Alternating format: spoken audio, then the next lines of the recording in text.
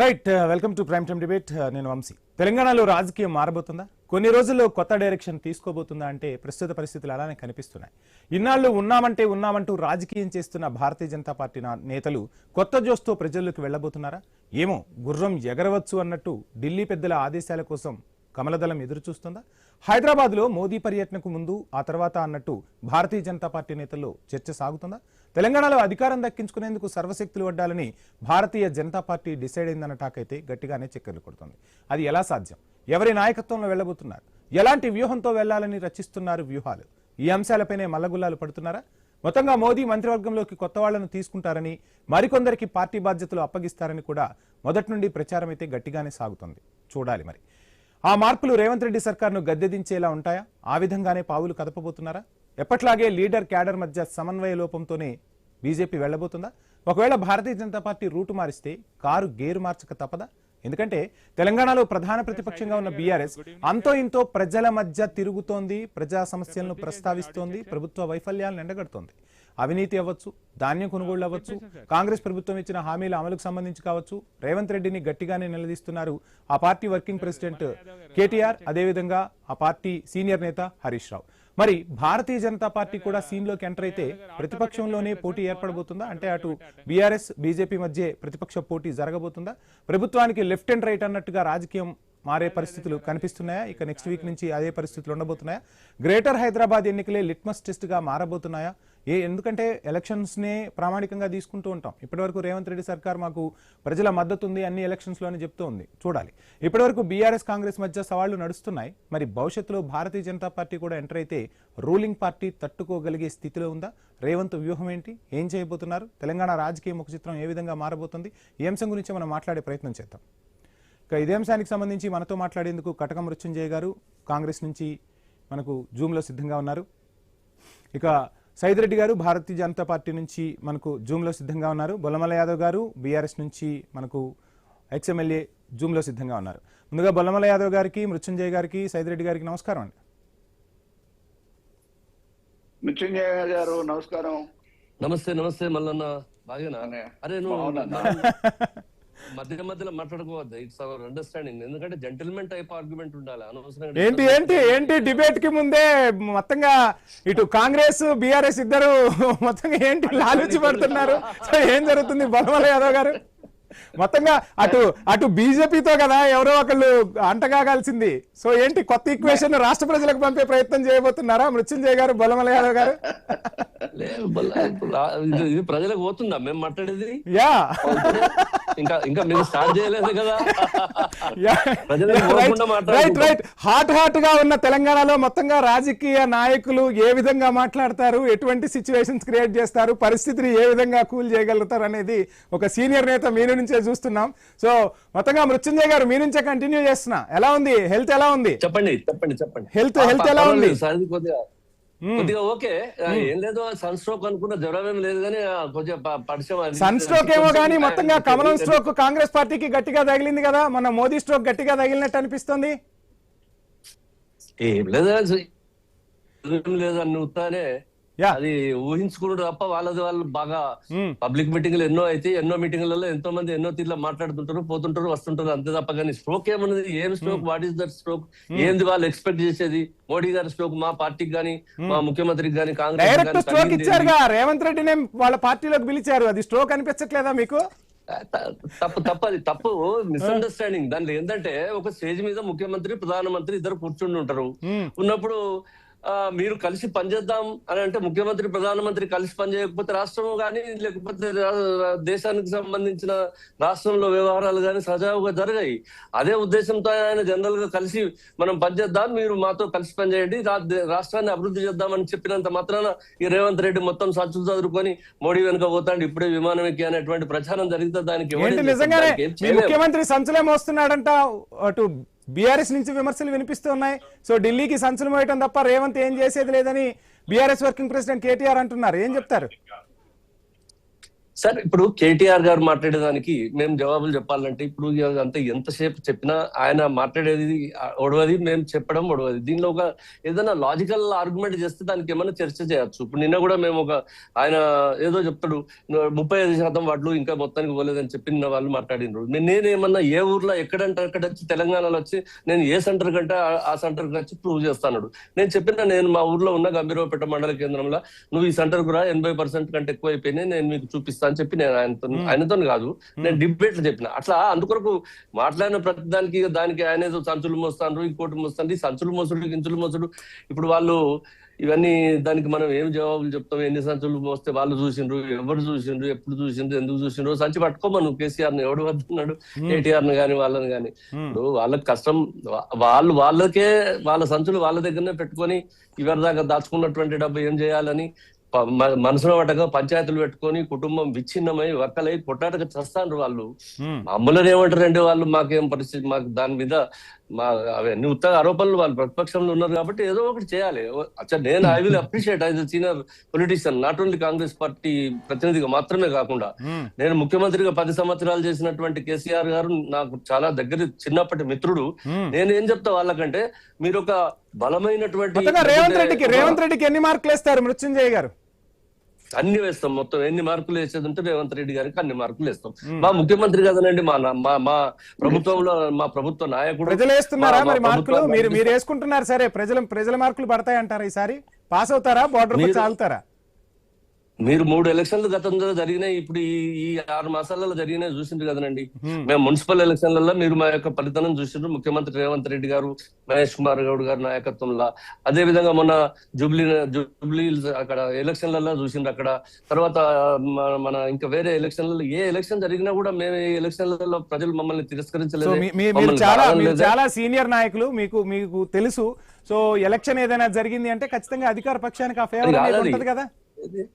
అది కాదు, అది ఏమంటారు చూడండి, అధికార పక్షానికి ఫేవర్ ఎంత ఉంటుందో అందుకే నేను చెప్తా ఉన్నా.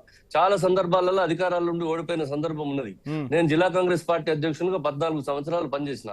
మేము ఒక బెట్పల్లి బై ఎలక్షన్ అయింది, అప్పుడు చంద్రబాబు నాయుడు గారు ముఖ్యమంత్రి ఉన్నప్పుడు మేము గెలిచినాం. రామగుండంలో మున్సిపల్ చైర్మన్ ఎలక్షన్ అయింది, చంద్రబాబు నాయుడు గారు ముఖ్యమంత్రి, మంత్రులందరూ పనిచేసినారు. నా అధ్యక్షతను మేమే గెలిచినాం.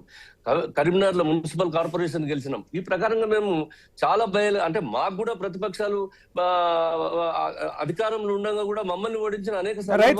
ఫైనల్ గా మొన్న సభతో అటు రేవంత్ రెడ్డి కాంగ్రెస్ అదే విధంగా బీజేపీ ఒక్కటే అని తేలిపోయింది అని చెప్పి బీఆర్ఎస్ మీపై విమర్శిస్తుంది. విమర్శకి ఏం ఆన్సర్ చేస్తారు? నేనేమంటున్నా అంటే, వాళ్ళిద్దరు కలిసి పనిచేస్తున్నారు ఈ రాష్ట్రంలో. మొన్నటి ఎలక్షన్లు ప్రూవ్ అయినాయి. అక్కడ బాగా ఓపెన్ నగ్న సత్యం ఏంటంటే, మున్సిపల్ చైర్మన్లలో, మున్సిపల్ కార్పొరేషన్లలో ఇద్దరు క్యాండిడేట్లను పెట్టుకొని ఒక్కొక్కరు సపోర్ట్ చేసుకొని కాంగ్రెస్ ఏ విధంగా ఓడగొట్టాలనేటువంటి ప్రయత్నం చేసిండ్రు వాళ్ళు. అది విఫల ప్రయత్నం జరిగింది. అది అందరికి ఓపెన్ గా తెలుసు, ఎవరు బీజేపీకి సపోర్ట్ చేసిండ్రు, ఎవరు టీఆర్ఎస్ సపోర్ట్ చేసిండ్రు. వాళ్ళ దాంట్లో వాళ్ళు ఎంతమందికి ఎవరెవరికి ఎట్ట సపోర్ట్ చేసిండ్రు అనేది లేదు క్లారిటీ. అది ఇవాళ మన కళ్ళ ముందనే ఉన్నది కదా. అచ్చా, మొన్న ఏం జరిగింది? బీజేపీ మొన్న సైలెంట్ గా అయిపోయి టీఆర్ఎస్ ఎందుకు సపోర్ట్ చేసింది? డిపాజిట్ ఎందుకు ఓడగొట్టున్నది? మొన్న జూబ్లీ ఎలక్షన్లలో టీఆర్ఎస్ బీజేపీకి డిపాజిట్ పోయింది. 8 మంది ఎంపీలు ఉండి ఎందుకు పోయింది? మాట్లాడదాం, ఈ అంశం గురించి మాట్లాడదాం. నేను టైం ఇస్తా మీకు మృత్యుంజయ్ గారు. బ్రేక్ తీసుకుందాం. తప్పక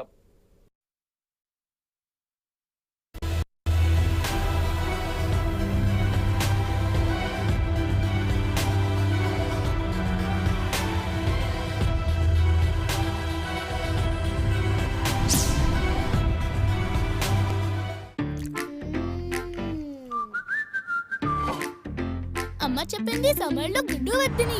ఎందుకు? నువ్వు సమ్మర్ లో ఆడుకోవా? సమ్మర్ లో ఎనర్జీ అక్కర్లేదా?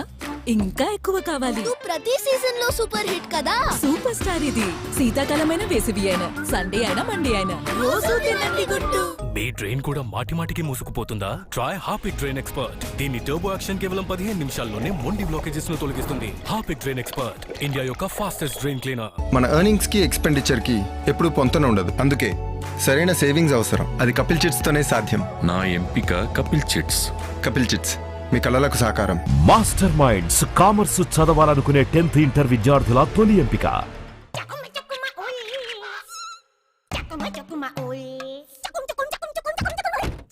దురద మీ చేయి దాటిపోయినప్పుడు హెచ్గార్ పనికి వస్తుంది. టోపినాఫిన్ 4 రెట్ల వేగంగా ఇన్ఫెక్షన్ తగ్గిస్తుంది మరియు మెంథాల్ చల్లదనాన్ని అందిస్తుంది. హెచ్గార్ తెచ్చుకోండి, దురదను మాయించేయండి. VVIT University presents Appa School of Business. Shahrukh, క్షమించండి షారుఖ్, చెప్పులు బయట వదిలేయండి. నా ఇంట్లో జర్మ్స్ కి నో ఎంట్రీ. మరి టాయిలెట్ లో అక్కడ కూడా నో ఎంట్రీ. కాన్ఫిడెంట్ చూసారా, మరక ఎక్కడో జర్మ్స్ అక్కడ. కానీ నేను డిటర్జెంట్ ఫినాయిల్ తో క్లీన్ చేస్తాను. కానీ ఇది కేవలం 50% జర్మ్స్ ని చంపుతాయి. Try Harpic total clean. దీని కొత్త థికెస్ట్ ఎవర్ ఫార్ములా మొండి మరకలను కూడా మూలం నుండి తొలగిస్తుంది. 99.99% జర్మ్స్ ని చంపుతుంది. వావ్, హార్పిక్ టోటల్ క్లీన్ అంటే 100% confidence. VVIT University presents Appa School of Business. Movement ఉంటేనే లైఫ్ ఉంటుంది. మరి మీ మూవ్మెంట్ కి నడుము నొప్పి అడ్డొస్తేను వస్తే మూవ్ పెయిన్ రిలీఫ్. మూవ్ ఇచ్చే వేడితో నొప్పి మరియు వాపును వెంటనే తగ్గిస్తుంది. ఇక మూవ్మెంట్ మళ్ళీ మొదలవుతుంది. ఆనందాలు, సంతోషాలు. మూవ్ ఉంటే మూవ్మెంట్ ఉంటుంది. మాస్టర్ మైండ్స్ కామర్స్ చదవాలనుకునే 10th ఇంటర్ విద్యార్థుల తొలి ఎంపిక.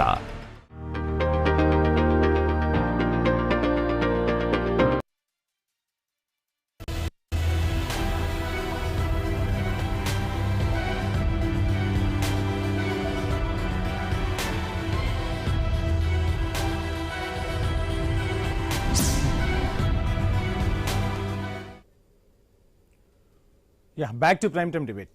బొల్లమల యాదవ్ గారు, భారతీయ జనతా పార్టీ మొత్తంగా తెలంగాణలో రూటు మార్చినట్టు స్పష్టంగా కనిపిస్తోంది. సో ప్రధాని మోదీ వచ్చి వెళ్ళిన తర్వాత ఇప్పుడు మంత్రివర్గ విస్తరణకు సంబంధించి కూడా మార్పులు చేర్పులు, తెలంగాణపై పూర్తిగా దృష్టి సారించిన పరిస్థితి ఏంటి? ఇప్పుడు కారు గేరు మార్చబోతుందా? ఇదే స్పీడ్తో వెళ్తుందా? స్లోగా ఉందా? ప్రజల్లో స్పందన ఏంటి? మొత్తంగా ప్రతిపక్ష పార్టీ హోదాను భారతీయ జనతా పార్టీ క్యాప్చర్ చేయబోతుంది. సెకండ్ మేమే ఉన్నామని చెప్పే ప్రయత్నం చేయబోతున్నారు. సో ఈ మార్పులు ఖచ్చితంగా సంకేతాలు అయితే కనిపిస్తున్నాయి. ఏంటి మొత్తంగా బీఆర్ఎస్ వ్యూహం ఎలా ఉండబోతుంది? ఏం చెప్తారు? ఎన్నికలు సమీపిస్తున్న వేళ బీజేపీ వాళ్ళకి ఇటువంటి కొత్త పందాలు కొత్త కాదండి. ఇటువంటి పందాలు మాట్లాడటం గత 3-4 వరుసగా ఎన్నికలలో చూస్తూ ఉన్నాం. మేమే అధికారంలోకి వస్తామని అంటారు. ఉన్న 5 సీట్ల నుంచి 1 సీటుకే పరిమితం అయ్యారు. ఆ తర్వాత మామూలుగా మొన్నంటే 8 సీట్లు వచ్చినాయి. కానీ కొన్ని ప్లేసులలో డిపాజిట్లు కూడా కోల్పోయారు. అసెంబ్లీ స్థానాల్లో డిపాజిట్లు కూడా రాలేదు.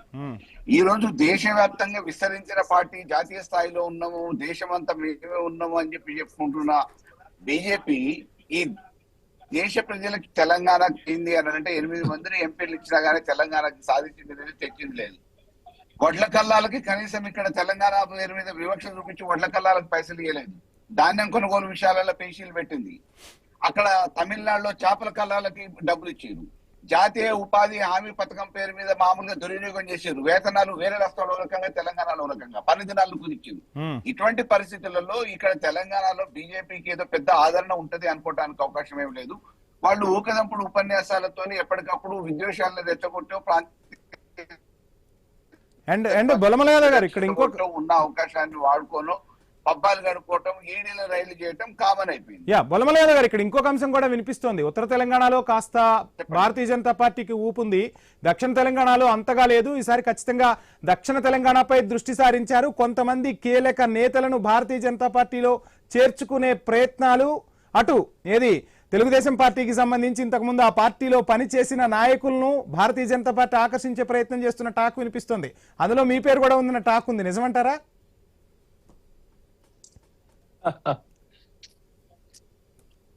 బొల్లమల యాదవ్ గారు ఏంటి? రైట్. సైదరెడ్డి గారు నమస్కారం. బొల్లమల యాదవ్ గారు వినిపిస్తుంది. ఇప్పుడు ప్లీజ్ నా క్వశ్చన్ అర్థమైందా మీకు? మొన్నటి ఎన్నికలలో 400 పార్ అన్నారు. ఎక్కడికి పడిపోయారు? ఆఖరికి వాళ్ళు సొంతంగా వాళ్ళ ఎన్డీఏ కూటమితో కూడా ప్రభుత్వాన్ని ఏర్పాటు చేసుకునే పరిస్థితి ప్రజలు ఇవ్వలే. సంకీర్ణ ప్రభుత్వం ఏర్పడ్డది మిత్రపక్షాలతో, చంద్రబాబు నాయుడు, నితీష్ కుమార్ తోని. రేపు రానున్న భవిష్యత్తులో ఎట్టి పరిస్థితులలో వాళ్ళు మొన్న చూసినాం కదా, బొద్దింకల జనతా పార్టీ కాక్రోచ్ ఎంత అన్రెస్ట్ యూత్ లో ఉంది అని అనేది ఓవర్ ద నైట్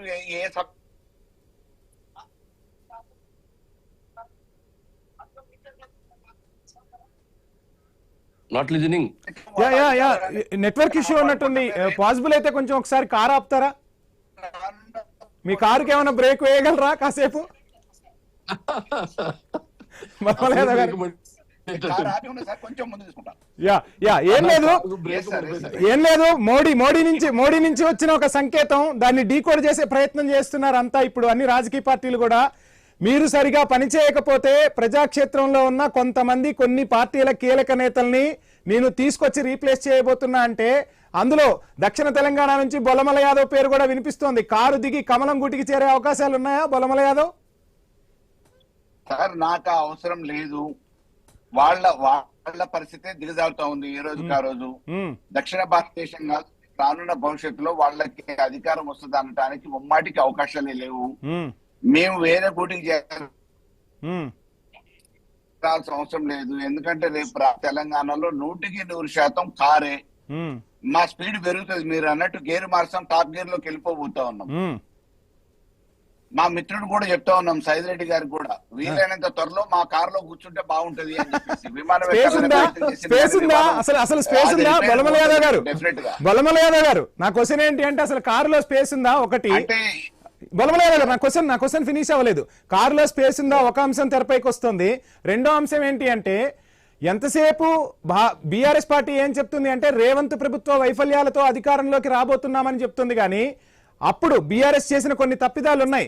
ఆ తప్పిదాలను సమీక్షించుకొని మేము వస్తున్నాము. ఉద్యమకారులకు సంబంధించి కావచ్చు, పార్టీలో చాలా మంది నేతలకు ప్రాధాన్యత ఇవ్వలేదు, వాళ్ళందరికీ మరలా ప్రాధాన్యతనిస్తాం, యువతకు ఎక్కువగా ప్రాధాన్యతనిస్తాం, యువతలోకి చొచ్చుకొని వెళ్తాం. ఒకసారి సమీక్ష చేసుకున్నారా ఎలక్షన్ అయిపోయాక ఈ అంశాలన్నీ? లేకపోతే రేవంత్ వైఫల్యాలే బీఆర్ఎస్ ని గెలిపిస్తాయా? తప్పకుండా మేము ఓటమి పోవాలి అని అంటేనే తప్పకుండా ఏవో చిన్న చిన్న లోపాలు ఉంటాయి అనేది సహజమైన ప్రక్రియ. ఆ లోపాలన్నింటినీ కూడా సరిదిద్దుకోవడానికి మేము సిద్ధంగా ఉన్నాం. గదుకొని పునరావృతంగా క్యాడర్ కూడా ఒక భరోసా ఇచ్చే ప్రక్రియలో ఉన్నాం. కాబట్టి సహజంగా అధికారంలో ఉన్నప్పుడు కొన్ని తప్పులు జరుగుతూ ఉంటాయి, కొన్ని నిర్ణయాలు లోపాలు జరుగుతూ ఉంటాయి, కొన్ని నిర్ణయాలు వేరే వాళ్ళకి నచ్చుతాయి, కొంతమందికి నచ్చవు. కాబట్టి ఇటువంటి వాటి వల్ల జరిగిన నష్టాన్ని, వైఫల్యాన్ని మేము సరిదిద్దుకోవడానికి మా అధిష్టానం సిద్ధంగా ఉంది. రానున్న భవిష్యత్తు టీఆర్ఎస్ అభిప్రాయానికి ప్రజలు వచ్చిరండి, ఓటర్లు వచ్చారు. మళ్ళీ మీ దగ్గరకు వస్తాను, కొంత నెట్వర్క్ ఇష్యూ ఉంది, మళ్ళీ మిమ్మల్ని కనెక్ట్ అయ్యే ప్రయత్నం చేస్తాను. సైదిరెడ్డి గారు నమస్కారం. నమస్తే. ఏంటి మొత్తంగా బొలమల యాదవ్ గారు ఐ న్యూస్ వేదికగానే మీకు ఒక ఆఫర్ ఇస్తూ ఉన్నారు, తిరిగి గూటికి చేరబోతున్నారా? మీ గూటికే వారు రాబోతున్నారా? ఇద్దరు మిత్రుల కలయిక ఉండబోతుందా? ఇద్దరు మిత్రులను ఒకే పార్టీలో చూడబోతున్నావా, ప్రత్యర్థులుగా చూడబోతున్నావా? అంటే ఒకటండి, ఫస్ట్ ఆఫ్ ఆల్ ఇప్పుడు మనం మృత్యుంజయ్ గారు మాట్లాడింది విన్నాం, బొల్లమల్లన్న మాట్లాడింది విన్నాం. ఈ రోజు ప్రజలలో ఏం జరుగుతుంది అనేది కూడా మీరు చూడాలి. ఇంకొకటి ఏమంటారంటే వాళ్ళని చేర్చుకోవాలా వీళ్ళని చేర్చుకోవాలనే అవసరం ఇప్పుడు బీజేపీకి లేదు. ఎందుకంటే మీరు బెంగాల్ ఎలక్షన్ చూసిండ్రు, అంతకుముందు మహారాష్ట్ర చూసిండ్రు, అస్సాం చూసిండ్రు, అన్నిట్లలో కూడా ఈ రోజు ఎక్స్ట్రాడినరీ వచ్చేసింది ఓటింగ్. 208 సీట్లు ఈ రోజు ఎలక్షన్ జరుగుతుంటే 1,09,000 మెజారిటీ ఉంది. ఇప్పుడు మీ ఐ న్యూస్ లో చూసిన అంటే ఈ రకంగా గెలిచిపోతా ఉంది. మొన్న బెంగాల్ ఎలక్షన్ అయిపోగానే ఈ రోజు ఇక్కడ తెలంగాణలో ఉన్న కాంగ్రెస్ గానీ బీఆర్ఎస్ గానీ భయం స్టార్ట్ అయింది. ఆ భయంలో ఎన్నో రకాల మాటలు. ఇప్పుడు నేను ఒక్కొక్క పార్టీ గురించి చెప్తాను మీకు. ఏమంటారు, ఇలా కాంగ్రెస్ పార్టీ ఏమంటది, బీఆర్ఎస్ మూటలు ఇచ్చింది, బీఆర్ఎస్ ఎక్కువ చేసింది, బీఆర్ఎస్ లో అవినీతి జరిగిందని కాంగ్రెస్ అంటది. బీఆర్ఎస్ ఏమంటది, ఢిల్లీకి మూటలు మోస్తా ఉన్నాడు రేవంత్ రెడ్డి. మొత్తం ఎంతసేపు మాటలు మూటలు తప్ప వేరేది లేదుగా. మీరు గత 2 సంవత్సరాలుగా కాంగ్రెస్ పరిస్థితి చూస్తే, మృత్యుంజయ్ గారు సీనియర్ లీడర్, మీరు చెప్పొచ్చు అసలు ఈ 2.5 సంవత్సరాలలో మీరు ప్రజలకు చేసినది ఏంది? కానీ ఈ 2.5 సంవత్సరాల్లో భారతీయ జనతా పార్టీ ఎంపీలు కూడా మోడీ అక్షింతలు వేసినా తెలంగాణకి ఏం చేయలేదు. ప్లీజ్ సైదిరెడ్డి గారు మీకు టైం ఇస్తాను. ఈ 8 మంది ఎంపీలు కూడా ఎక్కడా కలిసికట్టుగా పనిచేయట్లేదు, ఎవరికి వారు యమునా తీరే అన్నట్టుందని చెప్పి మీ అధిష్టానమే అక్షింతలు వేస్తుంది కదా. ఎందుకు ఆ పరిస్థితులు కనిపిస్తున్నాయి? అంటే ఈ అక్షింతలేసేది అన్ని ఫేక్ న్యూస్ సార్. ఎక్కడ కూడా ఈ అక్షింతలేసేది ఇవన్నీ ఒక్కసారి కాదు, మొత్తంగా 3 సార్లు అని కూడా టాక్ వినిపిస్తుంది. ప్లీజ్ కంటిన్యూ చేయండి.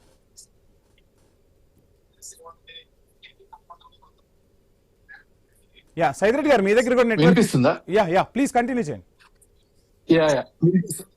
ఇప్పుడు మీరు కరెక్ట్, మీరు మంచిగా అడిగిండ్రు. మొన్న రేవంత్ రెడ్డి గారు ప్రధానమంత్రి గారు వచ్చినప్పుడు స్టేజ్ మీదనే ఇదే రకంగా మాట్లాడిండ్రు. మాకు గుజరాత్ లో ఏమి ఇచ్చిండ్రో ఇక్కడ కూడా ఇవ్వండి చాలని. అంటే నేను గుజరాత్ లో ఇచ్చినంత మీకు ఇస్తే మీకు సగం కూడా రావు ఇప్పుడు ఇచ్చిన వాటిలలో అన్నారు. ఈ రోజు మన ఒక్క తెలంగాణలో వేసిన రైల్వేస్ గానీ, ఎయిర్పోర్ట్స్ గానీ, మన తెలంగాణలో ఇచ్చిన రైల్వే స్టేషన్స్ గానీ, ఎయిమ్స్ హాస్పిటల్స్ గానీ, మీరు ఇట్లా ఒక్కొక్కటి తీసుకుంటే గత స్వాతంత్రం వచ్చిన దగ్గర నుంచి అభివృద్ధి లాస్ట్ 10 ఏళ్లలో కొన్ని మరి తెలంగాణ నుంచి తీసుకుపోతున్న ఆదాయం గురించి కూడా మాట్లాడుకోవాలి. ఇది కూడా కరెక్ట్ ఇది కూడా మాట్లాడాలి. ఇంకొకటి, ఈ రోజు తెలంగాణ అనేది భారతదేశంలో ఉంది. మీరు ఎంతసేపటికి మన భారతీయ జనతా పార్టీకి మిగతా పార్టీలకు ఉన్న తేడా అదే. భారతీయ జనతా పార్టీ చెప్పేది నేషన్ ఫస్ట్, మనం అందరం భారతీయులందరూ సమానంగా ఎదగాల. అయితే తెలంగాణ కూడా ఎక్కడ అన్యాయం జరగలేదు. దాంట్లో మొన్న మా ఎంపీ అరవింద్ గారు ఒక క్వశ్చన్ వేసిండు, ఏమని పార్లమెంట్ సాక్షిగా, మా కాడి నుంచి మీ కాడికి వచ్చే డబ్బులు ఎన్ని, మీరు మాకు ఎంతవరకు ఇచ్చారు తెలంగాణకని. దానికి లెక్కలతో సహా చెప్తే మా అరవింద్ గారు పేపర్ కి ఇచ్చిండ్రు. 87% మీరు ఏదైతే పే చేసిండ్రో దాంట్లో 87% మేము తెలంగాణకి ఇచ్చినామని లెక్కలతో చెప్పిండ్రు. దాన్ని కూడా రిలీజ్ చేసిండ్రు. అంటే ఇవన్నీ తెలవకుండా, ఎందుకంటే ఎంతసేపు గవర్నమెంట్ ఇక్కడ ఉన్నది, మనం ఏ మాటలు చెప్పినా నడుస్తుంది. మీరు ఎంతసేపటికి మీరు టిఆర్ఎస్ గురించినండి, కాంగ్రెస్ గురించినండి, ఎంతసేపు మాటలు బూతులు తప్ప అభివృద్ధి గురించి ఎవరు మాట్లాడరు. ఈయన ఏమనంటే ఆయన గురించి, ఆయన ఏమనంటే ఈయన గురించి మాట్లాడతాడు. ఈ రోజు కాంగ్రెస్ పరిస్థితికి వస్తే, కాంగ్రెస్ లో గవర్నెన్స్ ఫెయిల్డ్. వాళ్ళకి గవర్నమెంట్ లో మినిస్టర్స్ కి సీఎం గారికి సంబంధాలు లేవు. మినిస్టర్స్ మీద సీఎం గారికి అసలు ఏం జరుగుతుందో తెలియనితనం. దాంట్లో ఎంతసేపు మినిస్టర్లు కరోడ్పతి అయితా ఉన్నారు, మిగతా ఇక్కడి నుంచి ఢిల్లీకి మోసుకుపోతా ఉన్నారు. ఇకపోతే టిఆర్ఎస్ లోకి వచ్చేసరికి, టిఆర్ఎస్ లో మనం చూస్తూనే ఉన్నాం లాస్ట్ 10 సంవత్సరాల పాలనలో ఇంకా కూడా నేర్చుకోకపోగా అదే అహంకారం, అదే అహంకారపూరిత మాటలు. అట్లనే ఇప్పుడు ఆల్రెడీ గవర్నమెంట్ వచ్చేసింది, మేము మంత్రులు అనుకుంటున్నారు, ఇప్పుడు అదే రకంగా మాట్లాడుతూ ఉన్నారు. ఈ రోజు కుటుంబ కలహాలు, కవిత విడిపోవటం గాని, వాళ్ళల్లో ఇంకోటి కూడా మీరు చూడాలా, ఈ రోజు లీడర్షిప్ కూడా చాలా వరకు తగ్గిపోయింది. టిఆర్ఎస్ లా చాలా లీడర్షిప్ కరెక్ట్ లేదు, వాళ్ళు గెలిచే పరిస్థితుల్లో లేరు. కానీ ఇప్పుడు ఎందుకంటే ఎంతసేపు ఏదో ఒకటి మాట్లాడాలా, మేము సెకండ్ ఉన్నాం అనిపించుకోవాలా, మేము పోటీలు అనిపించుకోవాలా, ఎంతసేపటికి ప్రతి ఒక్క ఇద్దరు కూడా బీజేపీ మీద భయం. అందుకే మన టిఆర్ఎస్ ఆయన అంటాడు, కాంగ్రెస్ మన బీజేపీ బి టీం అంటాడు, కాంగ్రెస్ ఆయన అంటాడు టిఆర్ఎస్ బీజేపీ బి టీం అంటాడు. కానీ సైదిరెడ్డి గారు మీరు దక్షిణ తెలంగాణ నుంచి నాయకుడిగా ఉన్నారు. దక్షిణ తెలంగాణలో భారతీయ జనతా పార్టీ నేటికి క్షేత్రస్థాయిలో అంత స్ట్రాంగ్ గా లేదన్నది అందరం కూడా ఒప్పుకోవాల్సిన నిజమే. కానీ ఎందుకు అక్కడ స్ట్రాంగ్ గా కార్యకర్తలను తయారు చేసుకోలేకపోతున్నారు, సిద్ధాంతాలను ప్రజల్లోకి తీసుకెళ్లలేకపోతున్నారు? ఎలా వస్తారు అధికారంలోకి? అంటే ఆ పార్టీలో ఈ పార్టీలో ఉన్న నాయకులను తీసుకొచ్చి అధికారంలోకి వచ్చే ప్రయత్నం చేస్తున్నారా, లేదంటే క్షేత్రస్థాయిలోకి పార్టీని తీసుకెళ్లే ప్రయత్నం చేస్తుందా భారతీయ జనతా పార్టీ? ఈ రోజు అస్సాం ఎలక్షన్, పశ్చిమ బెంగాల్ ఎలక్షన్ చూసిండ్రు మీరు. అక్కడ ఎక్కడ కూడా అంటే నీకేదో మొత్తం తీసుకొచ్చిన వాళ్ళతోనే గెలిచిండ్రనో, అస్సాంలో 80% సీట్లు ఎట్లా వచ్చినాయనో మరి ఎట్లా చూసిండ్రండి అక్కడ కొన్ని చోట్ల. ఈవెన్ దో ఇప్పుడు మీకు తెలుసు, ఇక్కడ ఇందాక నేను మృత్యుంజయ గారు మాట్లాడుకుంటా, మేము మున్సిపాలిటీలలో గెలుచుకుంటూ వచ్చినాం, ఇక్కడ గెలిచినాం, మొత్తం గెలుస్తూనే ఉన్నాం అన్నారు. కరెక్టే, మీరు పొత్తు పెట్టుకొని కరీంనగర్ లో చేసింది ఎవరితోటి, మన ఎంఐఎం తోని. నిజామాబాద్ లో మీరు గెలిచింది ఏంది, ఎంఐఎం తోటి. ఈ రోజు రెండు కార్పొరేషన్లు బీజేపీ సొంతంగా వచ్చింది. ఇందాక మీరు అన్నారు దక్షిణ తెలంగాణలో బీజేపీ ఎదగలేదని. ఈ రోజు దక్షిణ తెలంగాణలో కూడా మొన్న పార్లమెంట్ ఎన్నికలలో ఈవెన్ నల్లగొండ మిగతా ప్లేసులలో కూడా మేము ఈ రోజు మహబూబ్ నగర్ లో పార్లమెంట్ గెలవగలిగినాం, చేవెళ్ళ పార్లమెంట్ గెలవగలిగినాం. నల్గొండ వచ్చేసరికి నల్గొండలో మేము బీఆర్ఎస్ ని కాదని సెకండ్ వచ్చినాం.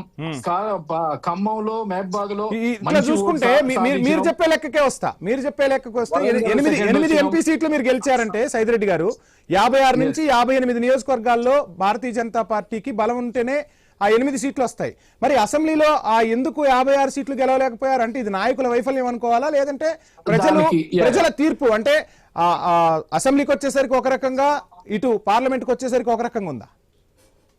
ఇప్పుడు మీరు ఒక ఎగ్జాంపుల్ చెప్తా మీకు, అసెంబ్లీకి ఎట్లా, పార్లమెంట్కి ఎట్లా. మహారాష్ట్ర ఎలక్షన్ చూస్తే, మహారాష్ట్ర ఎలక్షన్ ఫస్ట్ పార్లమెంట్ అయింది, దాని తర్వాత అసెంబ్లీ అయింది. ఎంత 6 months టైం. అయితే మహారాష్ట్ర ఎలక్షన్ పార్లమెంట్ టయానికి కొన్ని అసత్య ప్రచారాలు, ఏది రాజ్యాంగం మారుతుంది, ఎస్సీలకి రిజర్వేషన్ తీసేస్తారు, అన్ని రకరకాలు మా ప్రచారంతో నమ్మిండ్రు కొద్దిగా జనం. దానికి తగ్గట్టు మహారాష్ట్రలో ఆ రోజు తక్కువ సీట్లు రావడానికి కారణమైంది parliament. With in 6 months of 8 months of టైంలో వాళ్ళు రియలైజ్ అయినరు వీళ్ళు చెప్పిన బోగస్ ప్రచారాలు, వీళ్ళు చెప్పేదంతా తప్పుడు ప్రచారం అని. వన్ సైడ్ మహారాష్ట్రలో ఎప్పుడు రానంత ఓట్లతోటి ఈసారి మళ్ళా బీజేపీ గెలవగలిగింది. మొన్న పశ్చిమ బెంగాల్లో ఇందాక మీరు అన్నారు ఏదంటే ఎట్లా గెలుస్తారు మీరు అనేదానికి, పశ్చిమ బెంగాల్లో 2014లో పశ్చిమ బెంగాల్లో బీజేపీ సీట్లు 3. కానీ అక్కడ వర్క్ చేస్తున్నారు, వర్క్ చేశారు, కానీ ఇక్కడ వర్కింగ్ జరగట్లేదు కదా, కనిపిస్తుంది క్షేత్రస్థాయిలో. ఎందుకు లేదు ఈ రోజు ప్రతి బూత్ లో మొన్న సర్పంచ్ ఎలక్షన్స్ చూస్తే అంతకు ముందు సర్పంచ్ కూడా నిలబడే పరిస్థితులు లేని బీజేపీ మొన్న సర్పంచ్ ఎలక్షన్స్ లో ప్రతి బూత్ లో క్యాండిడేట్, ప్రతి వార్డులో ఒక అభ్యర్థి నిలబడగలిగిండు, ప్రతి వార్డులో అభ్యర్థి నిలబడగలిగిండు, మున్సిపాలిటీలో ప్రతి వార్డులో పోటీ చేయగలిగిండు. అంటే ఇది ఒక మంచి ఎగ్జాంపుల్. ఈ రోజు జనంలో ఇంకోటి ఒక్కటే విషయం చెప్తా, ఒకటే విషయం, నాయకులు ఏమనుకుంటున్నారో ఏమో గానీ ప్రజలు, ఈవెన్ ఎంప్లాయీస్, స్టూడెంట్స్, జెన్జీ అందరూ కూడా నెక్స్ట్ గవర్నమెంట్ వచ్చేది 100కి 200% భారతీయ జనతా పార్టీ నమ్ముతా ఉన్నారు. ఎక్కడ తెలంగాణలోనా పైన? పైన ఎట్లాగా వస్తూనే ఉంది, ఇంకో 30 ఏళ్ళు కూడా పైన అట్లే ఉంటుంది. తెలంగాణలో వచ్చేది 2018 ఎలక్షన్స్ లో 100% భారతీయ జనతా పార్టీ 2028 డిసెంబర్ లో రైట్ రేపు ఖచ్చితంగా చేయబోతా ఉన్నాం. మాట్లాడదాం. మృత్యుంజయ్ గారు ఏంటి మొత్తంగా ముఖ్యమంత్రి రేవంత్ రెడ్డి నేను 2034 వరకు నేనే ముఖ్యమంత్రి అంటూ చెబుతున్నాడు. ఎప్పుడూ లేనిది సీల్డ్ కవర్ లో ముఖ్యమంత్రి పేరు వచ్చేది. ముఖ్యమంత్రి ఎందుకు అంత ధైర్యంగా చెప్తున్నారు? ఈ అంశంపై మాట్లాడే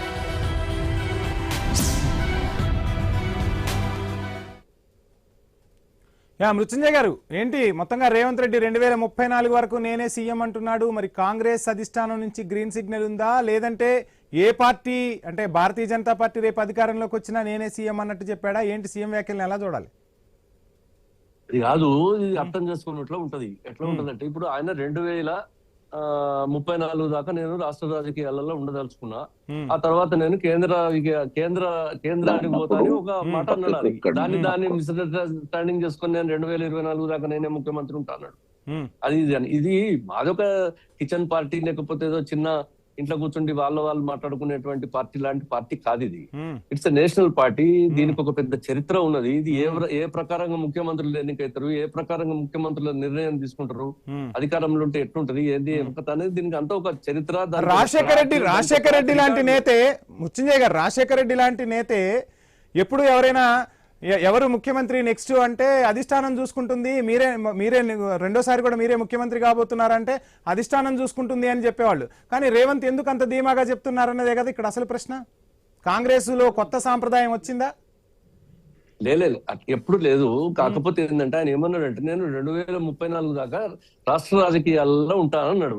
అంటే ఆ తర్వాత నేను కేంద్రంకి పోతా అన్నాడు. దాన్ని మీరు మిస్అండర్స్టాండింగ్ చేసుకొని ఇక నేనే ముఖ్యమంత్రి ఉంటాను అన్నాడు అనేది ఒక చర్చ జరుగుతూ ఉన్నది. కానీ కాంగ్రెస్ పార్టీ అది చాలా హైకమాండ్, తప్పకుండా హైకమాండ్ తర్వాత మాకు ఒక అధినాయకత్వం ఉంటది. దానికి ఆ ప్రకారంగా నేను నడుస్తుంది తప్ప ఇక్కడ రాష్ట్రంలో ఏదో ఒక కుటుంబం చేతులను ఎవరి చేతుల్లో నడిచే. వచ్చే ఎన్నికల్లో అధికారంలోకి రాబోతుందా కాంగ్రెస్ పార్టీ మృత్యుంజయ్ గారు? కాదండి, ఇప్పుడు మీరు వచ్చే ఎన్నికల్లో కాంగ్రెస్ పార్టీ అధికారంలోకి రావడానికి ఏమి నమ్ముకుంటుంది?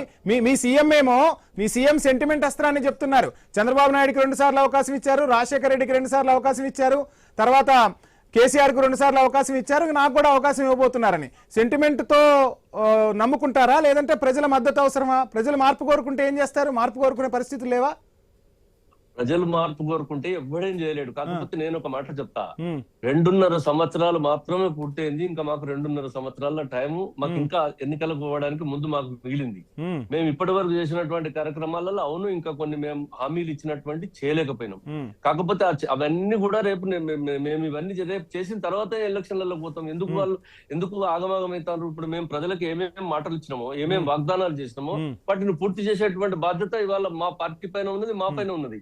మేము వచ్చే ఎన్నికలలో ఓడిపోతాము ఇప్పుడే అని మీరు ఎట్లా చెప్తున్నారు? అసలు అసలు నిన్నగాక మొన్న జరిగినటువంటి ఎన్నికలలో భారతీయ జనతా పార్టీకి వాళ్ళకు మొత్తం 116 మున్సిపాలిటీలలో కార్పొరేషన్లు మున్సిపాలిటీలు కలిసి చెరొకటి ఒక కార్పొరేషన్ ఒక మున్సిపాలిటీ. నేను చెప్పట్లేదు, ప్రజల నుంచి అసహనం వినిపిస్తుంటే అటు బీఆర్ఎస్ బీజేపీ మీపై విమర్శలు వినిపిస్తున్నాయి. ధాన్యం కొనుగోలు చేయలేకపోయారు, 6 హామీలు అమలు చేయలేకపోయారు, మీ మంత్రులు కూడా ఖండించలేకపోతున్నారు కదా. మంత్రులంతా ఏకమై ఎక్కడ ఖండించిన దాఖలాలు కూడా కనిపించట్లేదు కదా. మరి ఎందుకు ఖండించలేకపోతున్నారు? చెప్తున్నా ఇప్పుడు నేను ఒక రైతుగా చెప్తా ఉన్నా. ఇప్పుడు నేను ఒక ఫామ్ల నుంచి ఒక ఫామ్ల నుంచే వ్యవసాయ క్షేత్రం నుంచే మాట్లాడుతున్నాను. అది నాకు ఎదురుగా 100 మీటర్ల దూరంలోనే ఐకేపీ సెంటర్ వడ్ల కొనుగోలు కేంద్రం ఉన్నది. చాలా దురదృష్టవశాత్తు కొన్ని ప్రాంతాలలో ఈ వెహికల్స్ లభించకపోవడం వల్ల, తర్వాత రెండోది గోడౌన్స్ లలో ఫెసిలిటీస్ లేకపోవడం వల్ల, రైస్ మిల్లర్స్ దగ్గర కూడా ఖాళీ లేకపోవడం వల్ల కొంత ఇబ్బంది జరుగుతున్నది. అది వాస్తవం, నేను దాన్ని కాదని నేను అనడం లేదు. తప్పకుండా ఇప్పుడు నా దగ్గర ఇప్పుడు మేము సిరిసిల్ల కేసీఆర్ గారు చాలా విమర్శ చేస్తా ఉన్నారు, రైతులు 35% కొనలేదు ఇంకా చెప్పి. నేను ఇవాళ ఛాలెంజ్ చేస్తా ఉన్నా, 80 లక్షల టన్నుల ధాన్యాన్ని ఈ నిమిషానికి మేము మా ప్రభుత్వం కొన్నది. ఇంకొక ఇవాళ మీకు చెప్తున్నాం 10 నుంచి 15 లక్షల టన్నుల ధాన్యం మాత్రమే బయట ఉన్నదని చెప్తా ఉన్నా. మరి ఆయన 35% కొంటే మేము 80 లక్షల టన్నులు ఇవ్వాలనుకుంటే ఇంకా 1,50,000-1,70,000 టన్నుల ధాన్యం వస్తుందా మరి? కాబట్టి ఇంకొక 4 రోజులైతే తెలుస్తుంది. అవును, తప్పకుండా కొంత ఇబ్బంది పడుతున్న రైతులు. వాతావరణం కూడా 45-46 డిగ్రీల టెంపరేచర్ ఉన్నది, అసహనంగా ఉన్నారు రైతులకు. ఇంకొక మాట చెప్తా ఉన్నా, వడ్లు అనుకోకుండా ఎక్కువ వచ్చినాయి, చాలా సంతోషం. ఇవాళ రైతులు మాకు వడ్లు వచ్చినాయి అనేటువంటి సంతోషం కంటే ఎక్కువ కూడా మేము కష్టపడుతున్నాం అనేటువంటి బాధ ఉన్నది. దీన్ని మేము ప్రభుత్వ పరంగా ఇవాళ ఒక్కొక్క సెంటర్ కు ఆఫీసర్లను పెట్టి, రైస్ మిల్లుల దగ్గర ఆఫీసర్లను పెట్టి, కొనుగోలు కేంద్రాల దగ్గర అన్ని విధాల చర్యలు ఎన్ని తీసుకున్నా కూడా ఈ వెహికల్స్ మూవ్మెంట్ దాని వల్ల ఈ మధ్యలో ఉన్నటువంటి కొంతమంది వీళ్ళంతా కలిసి ఏదో కొంత ఇబ్బంది మాత్రం పూర్తిగా 100% ప్రభుత్వాన్ని బదనాం చేస్తున్నారా అందరు కలిసి? నో మేము చాలా చేయవలసినంత. ఇప్పుడు ఇవాళ వడ్ల పంటలు బాగా పండినాయి అంటే ఎందుకు పండినట్టు? మేము ప్రయత్నం చేస్తే, మా ప్రభుత్వం ప్రయత్నం చేస్తేనే పండింది కదా. ఏదో కొన్ని చోట్ల ఇబ్బంది ఉందంత మాత్రం అది రాష్ట్ర వ్యాప్తంగా అట్లనే ఉన్నట్టు అని ఎట్లా అనుకుంటారు?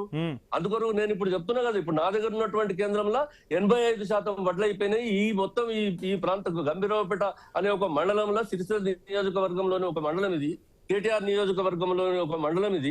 కావాలంటే వచ్చి చూసుకోమనండి. 80% కేటీఆర్ కు ఐ న్యూస్ వేదికగా కేటీఆర్ కు సవాల్ విసురుతున్నారా మృత్యుంజయ్ గారు? రేపు రమ్మనండి గంభీరావుపేటకు. ఈ గంభీరావుపేట మండలంలో ఏ సెంటర్ కి వచ్చినా కూడా గంభీరావుపేటలో ఆయనకు 80% కింద ఒకవేళ కొనుగోలు జరగలేదు అని అంటే నేను రాజకీయాల నుంచి పక్కకు తప్పుకుంటా. సవాల్కి సిద్ధం. రైట్. బొలమల యాదవ్ గారు, ఏంటి మొత్తంగా మృత్యుంజయ్ గారు ఒక సవాల్ విసురుతున్నారు. మా నియోజకవర్గం అంటే ఏదైతే కేటీఆర్ ప్రాతినిధ్యం వహిస్తున్న నియోజకవర్గం ఉందో ఈ నియోజకవర్గం నుంచే సవాల్ విసురుతున్నా, వడ్ల కొనుగోలుపై బీఆర్ఎస్ రాజకీయం చేస్తోంది తప్ప ఎక్కడా కూడా అంతగా సమస్యలు లేవని చెప్తున్న పరిస్థితి. ఎలా చూస్తున్నారు ఆ సవాల్ని, ఏం చెప్తారు? మృత్యుంజయ్ గారు ఒక్క ఐకేపీ సెంటర్ గురించో ఒక మండలం గురించో మాట్లాడితే ఎట్లా? ఆయన ఒకసారి ఒకటే పాయింట్ నేను డిస్టర్బ్ చేయ మళ్ళీ మీరు మొత్తం మాట్లాడేదాకా. ఆయన కేటీఆర్ గారు ఏమన్నది, ఈ రాష్ట్రముల ఏ సెంటర్ కు, ఏ ఊరుకు, ఏ మండలానికి పోయినా నేను నిరూపిస్తపా అన్నాడు. నేను అంటున్నా, ఇగో ఆయన నియోజకవర్గంలో, ఆయన మండలంలో ఈ గంభీరావుపేటకు రమ్మని నేను అంటున్నా, అంతే.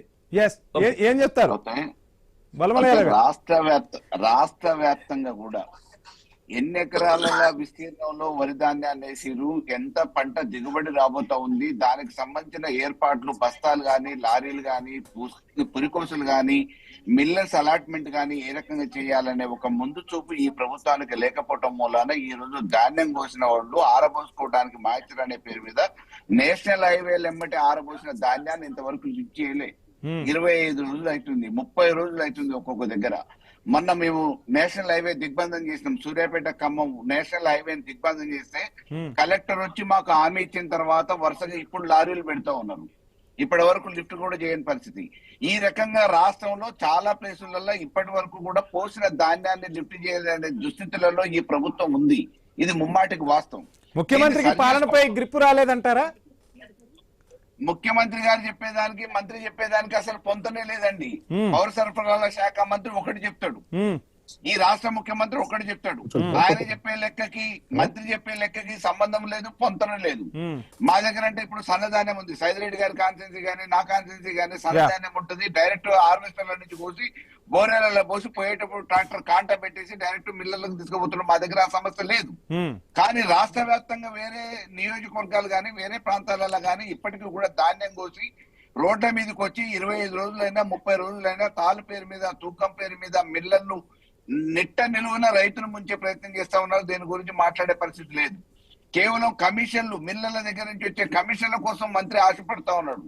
బస్తాకి 2 కిలోల చొప్పున అధికారికంగా కట్ చేస్తున్నారు. ఇవాళ క్వింటాల్కి 5 కిలోలు కట్ చేస్తున్నారు ఈ ప్రభుత్వంలో. కాబట్టి రైతులకు ఒకవైపు నట్టేట ముంచే ప్రయత్నం చేస్తా ఉంటే ఈ ప్రజాప్రతినిధులు బయటకు వచ్చి ఆ సమస్యను తీర్చాల్సిన వాళ్ళు మేము ఇన్ని కొన్నాము, అన్ని కొన్నాము, ఇన్ని కొంటున్నాము, రాజకీయం చేస్తున్నారు అని చెప్పేసి మాట్లాడే ప్రయత్నం చేస్తా ఉన్నారు. ఎట్లాంటి దిగుబడి అయింది? ఎట్లా దిగుబడి అయింది? యూరియా మీరు ఇవ్వనందుకు దిగుబడి ఎక్కువ వచ్చిందా? ఇవాళ పంట ప్రకృతి సహకరించింది, రైతులు కష్టపడ్డారు. మీరు కనీసం సకాలంలో రైతులకి యూరియానే సప్లై చేయలేకపోయారు కదా. ఇది ముమ్మాటికి వాస్తవం కదా. ఆ రోజు రైతులు యూరియా కోసం కొట్లాడుతుంటేనేమో వాళ్ళు రైతులు కాదని ముఖ్యమంత్రి అంటాడు.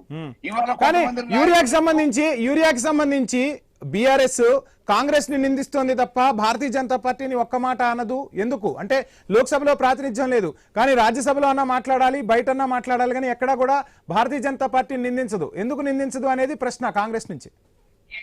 కాదండి, ముందస్తుగా కేంద్రం దగ్గరకు పోయి ఇండెంట్ పెట్టుకొని తెచ్చుకోవాల్సిన నైతిక బాధ్యత రాష్ట్ర ప్రభుత్వం మీద ఉంటది. మన రిక్వైర్మెంట్ ఎంత, మనకి ఇక్కడ ఎంత సాగు విస్తీర్ణంలో జరిగింది, ఎన్ని లక్షల ఎకరాలలో ఎన్ని హెక్టార్లలో వరి ధాన్యాలు వేసారు, దానికి ఎంత యూరియా అవసరం ఉంది, దానికి ముందుకు కావాల్సిన బఫర్ జోన్స్ ఏర్పాటు చేసుకొని కేంద్రం నుంచి ఇండెంట్ పెట్టి తెప్పించుకోవాలి. ఆ విషయంలో రాష్ట్ర ప్రభుత్వం ఫెయిల్ అయిపోయింది. వాళ్ళ వైఫల్యం వల్ల కేంద్ర వాళ్ళు మమ్మల్ని అడగలేదు, మేము ఇవ్వట్లేదు అని చెప్పి చెప్తా ఉన్నారు. అడగటానికి రాష్ట్ర ప్రభుత్వం మీ దగ్గరికి వస్తాను. సైదిరెడ్డి గారు, ఏంటి అసలు మొత్తంగా మీ చేతిలో అన్ని పార్టీలను మీ చేతిలో పెట్టుకొని మీకు నచ్చితే ఒక రకం, నచ్చకపోతే ఓ రకం, అండ్ ఇంకోటి కూడా వినిపిస్తోంది, ఏదైనా పార్టీలో ఉంటే ఆయన అవినీతిపరుడు, భారతీయ జనతా పార్టీ కండువా కప్పుకుంటే పునీతుడైపోతాడు, ఇక అసలు ఎటువంటి మచ్చ లేని విధంగా పరిస్థితులు కనిపిస్తాయని చెప్పి కాంగ్రెస్ నుంచి కానీ బీఆర్ఎస్ నుంచి కానీ వినిపిస్తున్న ప్రధాన విమర్శ. తెలంగాణలో అటువంటి నేతలకు, ఆ తెలంగాణలో కూడా అటువంటి నేతలను టార్గెట్ చేయబోతున్నారట. ఇప్పుడు విమర్శలు చేయటం వాళ్ళకి ఏంటంటే భయంతో చేసే విమర్శలు, అంటే స్ట్రగుల్ ఫర్ ఎగ్జిస్టెన్స్. వాళ్ళు బతికుండాలా అంటే విమర్శలు చేయాలి. ఏ పార్టీ? ఆ రెండు పార్టీలు ఏ పార్టీ? కాంగ్రెస్ అయినా బీఆర్ఎస్ అయినా ఎగ్జిస్టెన్స్ కోసం కష్టపడేంత పరిస్థితిలో కాంగ్రెస్ అండ్ బీఆర్ఎస్ ఉన్నాయా తెలంగాణలో? అంటే ఇప్పుడు మీరు చూస్తా ఉన్నారు, జనాలలోకి పోతే తెలుస్తుంది. ఈ రోజు 2.5 సంవత్సరాలలో ఇంత ఫెయిల్ అయిన గవర్నమెంట్ మళ్ళీ నాకు తెలిసి ఈ దేశంలో ఎక్కడ లేదు. ఈవెన్ కాంగ్రెస్ లీడర్లు కూడా ప్రైవేట్ టాక్స్ లో ఈసారి మేము గెలిచే పరిస్థితి లేదని వాళ్ళే ఒప్పుకుంటున్నారు. ఎందుకంటే వాళ్ళ మీద వాళ్ళు చేస్తున్న నమ్మకాలు లేవు ఇప్పుడు. ఇంకొకటి, ఇందాక మీరు మాట్లాడుతా ఉన్నారు సార్, దీన్ని చర్చను పక్కకు తీసుకుపోయినరు, రైస్ మిల్లర్స్ ప్యాడీ కొనుగోలుకి తీసుకుపోయినారు. అది కూడా చాలా కీలక అంశం, అది కూడా బాగా దాంట్లో చెప్తారు. ఇప్పుడు ఇప్పటి నుంచి బీజేపీ కూడా చేస్తా ఉంది. అయితే ఇప్పుడు ఏదైనా కేంద్ర ప్రభుత్వానికి కొన్ని అధికారాలు ఉంటాయి, రాష్ట్ర ప్రభుత్వానికి కొన్ని అధికారాలు ఉంటాయి. ప్రతి ఒక్కటి కేంద్రం వచ్చి రాష్ట్రంలో పనిచేయాలి. రాష్ట్రం చేయాల్సిన అంశాలు ఏంది? ఇందాక మల్లన్న చెప్పినట్టు యూరియా మాకింత కావాలా, ఇన్ని హెక్టార్లు వేస్తా ఉన్నారు, దీనికి ఇంత కావాలని ముందు చూపుతో ఇండెంట్ పెట్టుకోవాలి. మనం ఇంట్లో కూడా నెలకి ఏం చేసుకుంటాం, ఖర్చులకు ఏమేం కావాలంటే, రేపు సరుకులు ఏం కావాలంటే, నెలలు ఎంత మంది ఉన్నారు, ఏం కావాలని చెప్పి తెచ్చుకుంటాం. సేమ్ అది అన్ని రాష్ట్రాల్లో కనిపించింది కదా.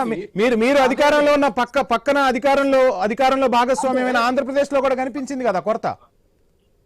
అదే హౌ కేపబుల్ యు ఆర్, మీరు ఎట్లా తీసుకొస్తా ఉన్నారు. నేను ఆంధ్రప్రదేశ్ గురించి మాట్లాడలేదు, మన రాష్ట్ర ప్రభుత్వం మనం ఏం చేస్తున్నాం చెప్తా ఉన్నాం.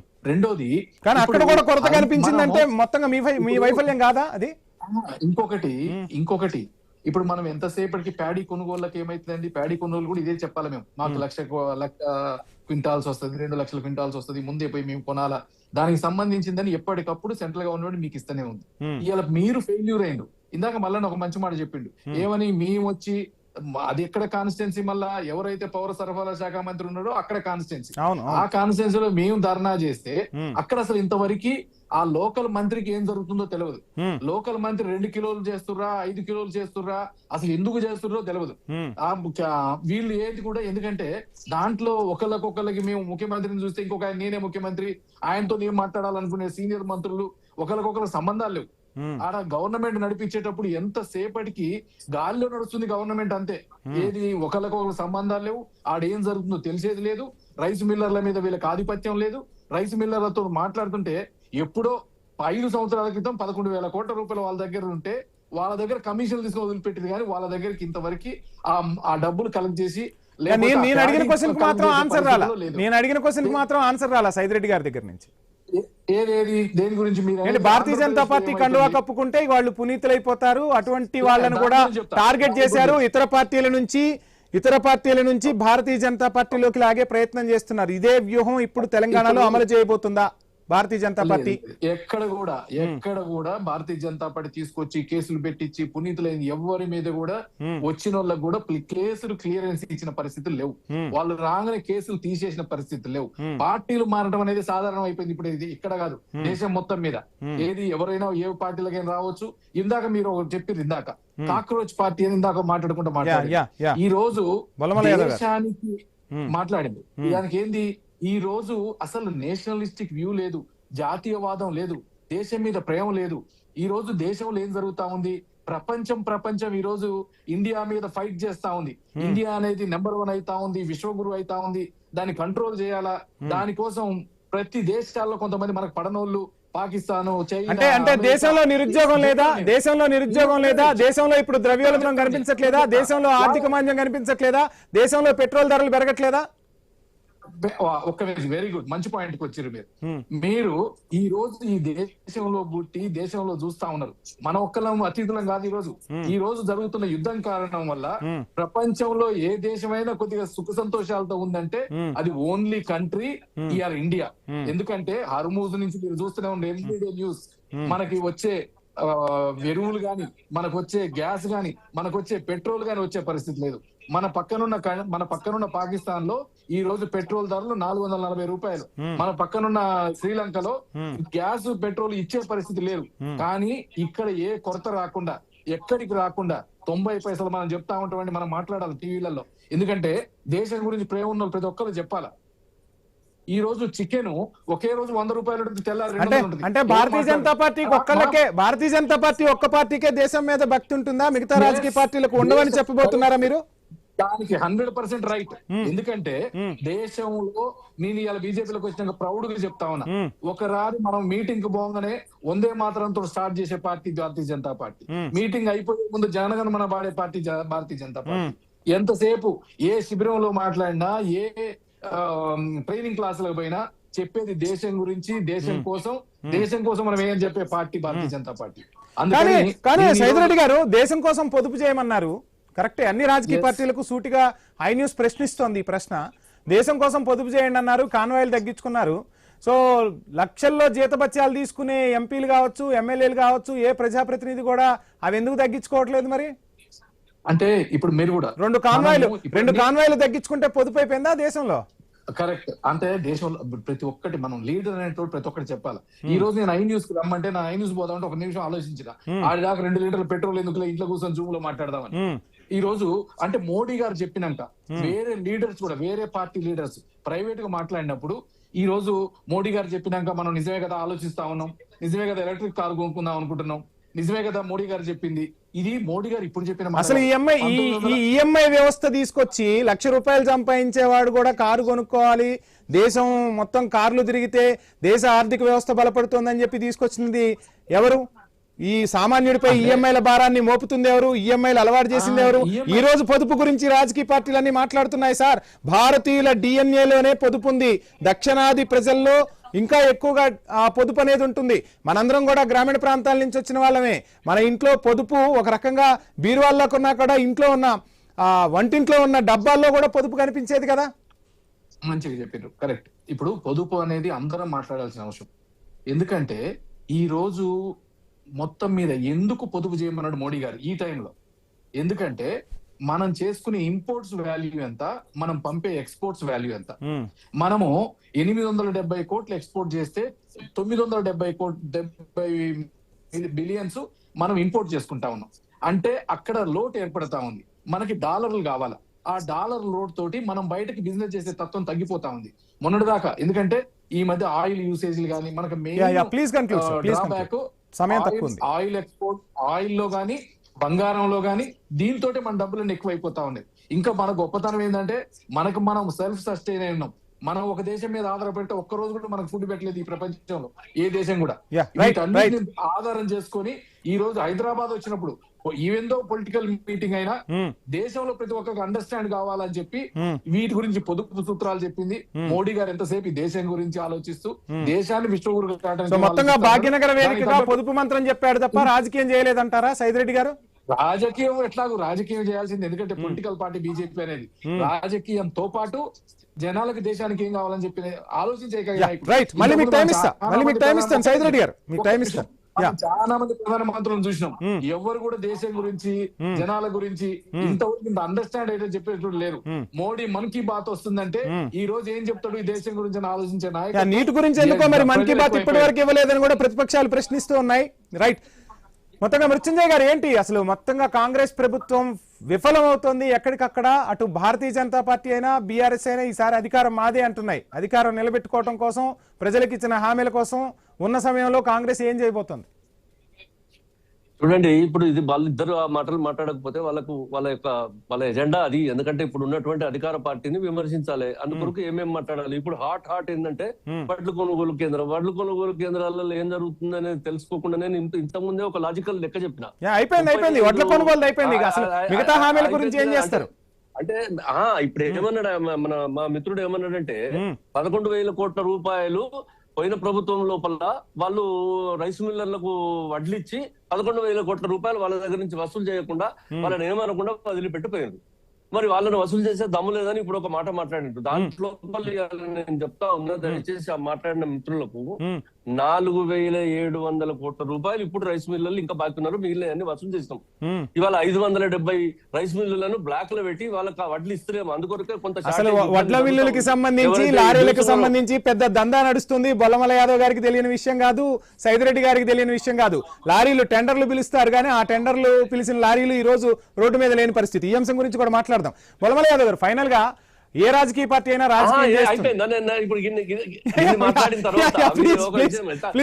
అయిపోయింది ఫైనల్ అంటే ఎట్లా? ఇప్పుడు చెప్పండి. మేము ఈ రోజు 2.5 సంవత్సరాలలో మేము అనేకమైనటువంటి వాగ్దానాలు చేసినాం. అనేకమైన వాగ్దానాలలో అనేకమైన పూర్తి చేసినాం. మేము ఇంకా చేయవలసినవి కొన్ని ఉన్నాయి, తప్పక చేస్తాం.